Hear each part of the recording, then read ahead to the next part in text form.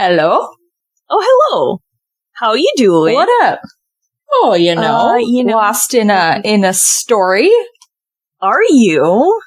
I am, and I'm going to tell you about it against your will. Oh, not lucky then. Okay. Oh, I mean, I guess unless you want to hear it. It's pretty entertaining, if I do say so myself. Lucky again. It is about the Mammoth Caving System. Everything you've ever wanted to know. Am I right? I'm sorry.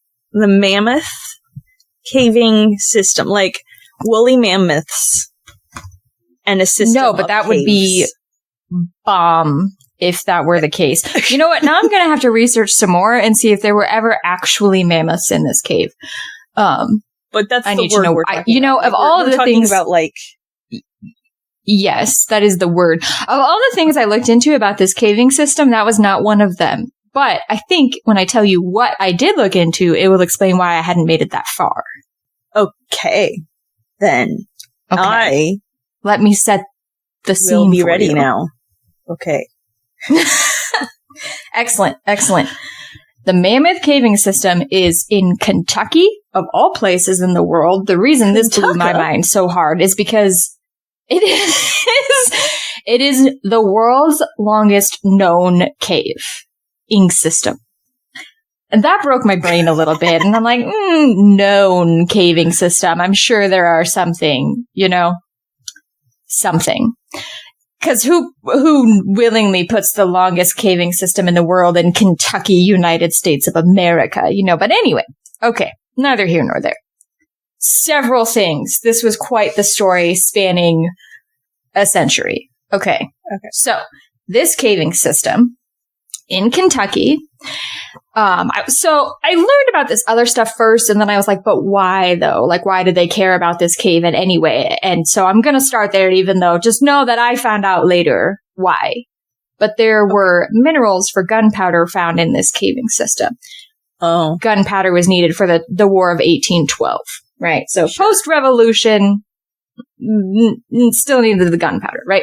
So the reason that I heard about this was because I heard about a man named Stephen Bishop. Okay. And side note, I just want to talk about how everything that I read was like, oh, he was a guide. And he was a guide. And he was an amazing guide of this caving system. However, I think that in general, people gloss over the fact that the reason he was brought there was because he was a slave. They love to gloss over those things. Yeah. Yes. So he was a slave. However, he was also an amazing guide of this caving system. He got there in 1838. So initially the caves were found and cared about because they needed the minerals for the gunpowder for the War of 1812. But now we're moving into like the 1830s. And Stephen Bishop was brought there by his owner, who had recently acquired a section of the caving system. So Stephen Bishop was brought to the caves in 1838. At this time, and this was super interesting to me, that time frame, all of a sudden the new touristy thing to do was these caves. Because I've been in a cave, I went to like Cave of the Winds in Colorado, right? And it's like a very industrialized cave. Like there's like poured walking paths and all of this stuff. Like it's meant for modern day tourism, right? Mm-hmm. And that was not the case in the 1830s. I just don't understand why that was such a thing for tourism. I don't know.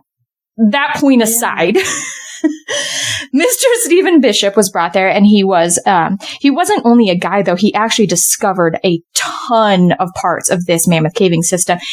And was able to name, which I thought was incredibly benevolent, sarcastically, for them to allow, I think it was more like he named them himself, and because he was a guide, he just kept using them, and then other people accepted them. I thought it was super interesting, though, that one of the things that he discovered and named was the River Styx, the Snowball Room, and the Little Bat Avenue. I'm sorry, and repeat that last one for me. Little Bat Avenue. I love it. I was like, I wish I had been able to meet this man. This is mind-boggling. Okay.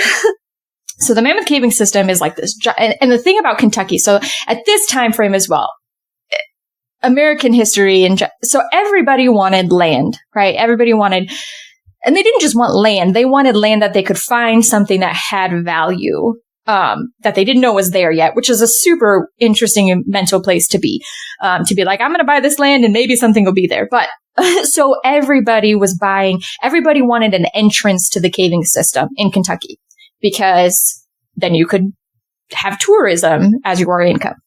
So lots of different pieces of this cave were sold, and inevitably Stephen Bishop was sold with a chunk of the Mammoth Caving System. It was part of the contract that he remained there. That aside, it was incredibly impressive because the new owner of the caving system, said, like, would you continue being a guide? But also, this was right around when the whole idea of mapping caves became a thing, and finding more caves and finding more entrances. And like I said, everybody wanted an entrance to these caves. So they sat him down and they said, can you draw a map of what you already know? And he sat down, drew squiggly lines all over this paper. And I don't have where this quote was, but basically somebody was like, it looked like a bowl of dropped spaghetti. Like, it was just everywhere. But they were flabbergasted because they found over time it is one of the most accurate caving maps drawn to this day. Cool. From memory. Just like, obviously with like technology and marking points on a computer and all of that stuff, which funny enough is what led me into the next part of this story, is like the evolution of computers in this regard. This is a wild ride. Okay. Like, started in 1812. We're going to end up in like the 70s. Okay. I need a seatbelt. Okay. So, again, everybody was wanted part of the Mammoth Caves. The Mammoth Caves were a huge part of tourism. And there was, in the 1970s, there was the Cave Research Foundation. There was another set of caves nearby called the Flint Ridge System. And everybody was very convinced that these two caving systems connected somewhere. So even into the... Is the Flint Ridge Caving System in Kentucky also? Okay. Most of it. Okay. Yes. So everybody had... I don't know. What's next to Kentucky? Why are you doing this to me? Tennessee? I'm sorry. Never mind. Forget I asked. Yeah. Pretty sure it's Tennessee. So everybody had these like openings, but nobody had been able to like connect. And this was before it was known as the longest known mapped caving system, because everybody had all these entrances and nobody knew where they connected, which is what the Cave Research Foundation was trying to find. They were trying to directly connect the Flint Ridge system to the Mammoth Caving System of Kentucky. 1972, we meet Patricia Crowther, who is married to Will Crowther. They have two daughters, not two sons. They have two daughters, Sandy and Laura. Most of their marriage was a union of exploring caves and writing computer programs, which in the 1970s was like a very, very new thing. They were both pioneers of both things, caves and making maps on computers and using computers. It was known as the ARPANET then. It wasn't even the internet. The modern day internet. It was known as the ARPANET. So they have been part of several caving expeditions. That was something that they did together, and it was a joyful memory for them. The expedition that finally connected the Flint Ridge to the Mammoth Caves, Will was unable to go on. They had these two daughters, and they had their joint exploration time, but it was the time for the girls to start school. And so only one of them could go. And he said, this is the dream that you've been working on. So I'll stay home with the girls. And Patricia went on this expedition.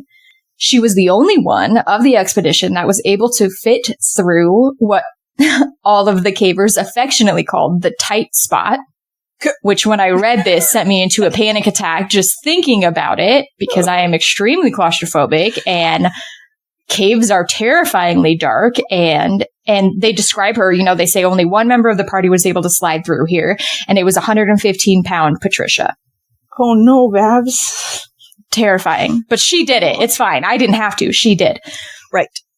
On the other side of this tight spot, though, she found something written on the wall. It wasn't by Stephen Bishop, but I did forget to tell you that he would write things on the wall. He would just write like, oh, I discovered this tunnel on this day and blah, blah, blah. And so modern day cavers are still finding like the entrances to caves that he noted when he found them. And I just think I can't believe I've never heard of this man until. That's amazing. Until this.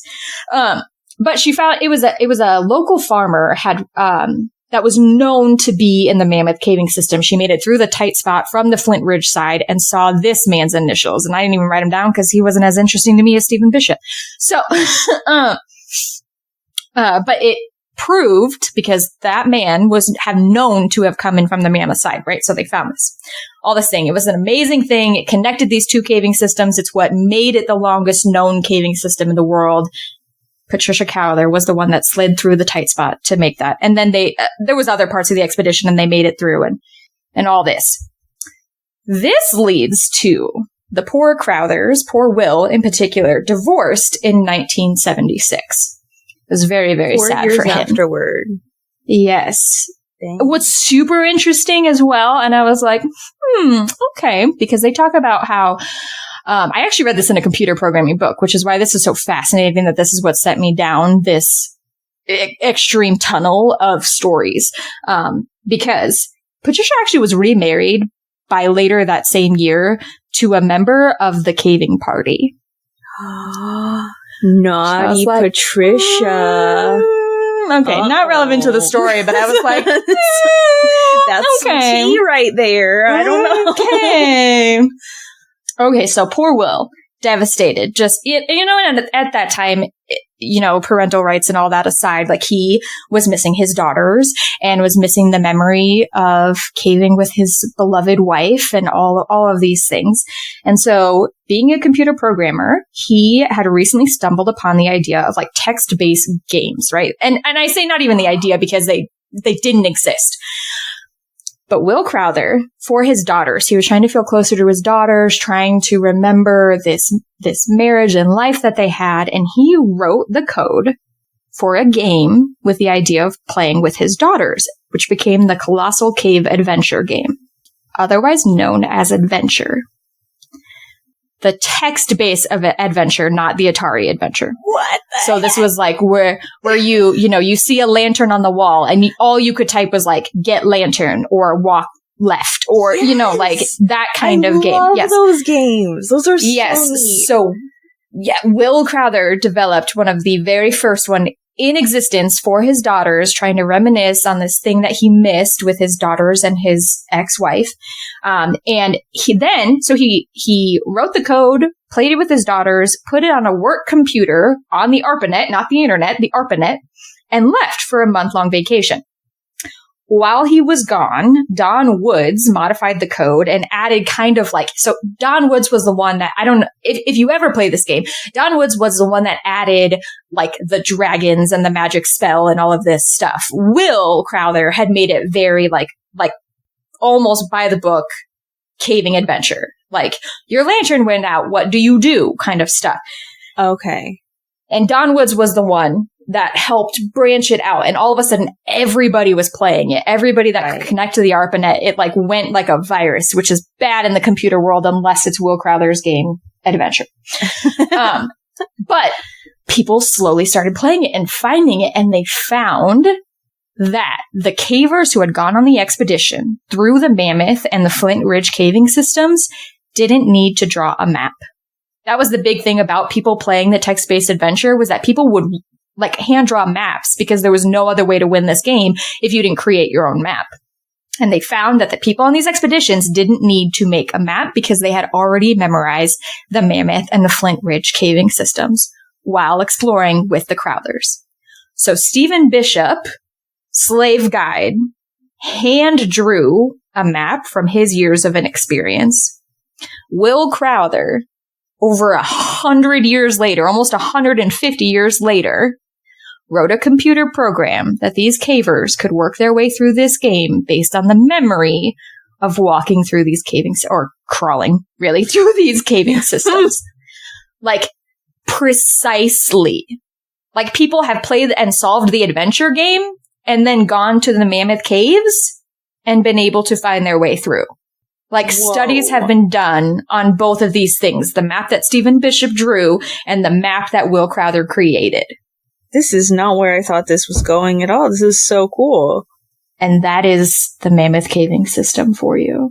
I'm sure there's so much more about it. There was actually, and I feel like it may have been a disservice when you dig into the guides of it. There was actually 4 major enslaved guides. But Stephen Bishop was the one that named a lot of it and drew the map by memory. And I'm sure at some point in my life, I will dive back into them as well, because there's actually another family who now it's a national park. There are parts of it are a national park. And there's actually one of the families, direct descendants from one of those other enslaved guides, who their job is still to be a guide and also to like keep the memory of their ancestor who was the enslaved guide alive and what he did and all of this stuff. And that's a whole nother thing that is definitely worth looking into, but I didn't make it that far because I was so mind boggled by the comparison of these 2 maps. Yeah. That's why we don't know if there were mammoths involved. And that's why I didn't make it to find out about the mammoths. But I'm guessing that they just meant mammoth as in gargantuan. Very large. Quite possibly. But they were known as the Mammoth Caves before they were like fully mapped and given the title of the world's longest known caving system. I don't know. I'm going to look at that when we get off the phone. That's probably immediately. I would appreciate that because I have questions and that's the main one. I don't know. I just think I think that text-based adventure games are just like, they're hilarious. Okay. I need to play this one. I can't believe. Yeah. I think it was because I always heard about the Atari version of adventure that I didn't really think about the text-based adventure, but I also, in all of this research, though, found out how maddening it is, so I'm also a little afraid of it. Yeah. Yeah. Like, I saw pictures of maps that people have drawn while they're trying to play it, because it's also like, there's like a room where you have to say like, get bird, but if you have like a certain like wizard's rod, the bird won't come to you because it's afraid of it. And I'm like, this just sounds so intense. That is like bonkers. Which, again, those are the parts that Don Woods added when he found the code while Will was on vacation. Like the magical part of it. Like Will strictly wrote like a caving adventure game. Which is also super interesting, just like the evolution of the game and the fact that it wasn't the internet, it was the ARPANET. Like Don had to find it in the building that Will had it on the computer. It's like like an internal database versus being wirely accessible, like it was the 70s. Like, right. Yeah. Wow. Yeah. Okay. That's a thing that you know now. You're welcome. Thanks. I think I'm going to go look and see if that game is now on the internet, maybe like on Steam or something. I don't. Take me back to the ARPANET. But I can't believe that, along with the, like, adding the fantasy stuff, he added soft locks into the game. Like, that's not good game design, but that's another thing.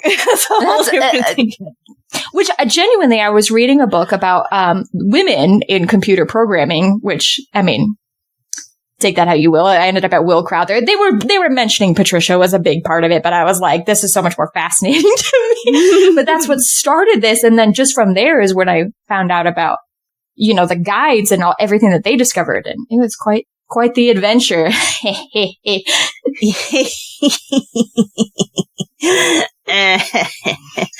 Ouch. All right. Well, I'm gonna go awkwardly now. Okay, bye. Okay, bye. I'm gonna find out about these mammoths. That's what I'm gonna do now. Thanks for listening to that story. Okay. Thanks for that. Yeah. We'll find a game now. Okay, bye. Yes. Okay, bye.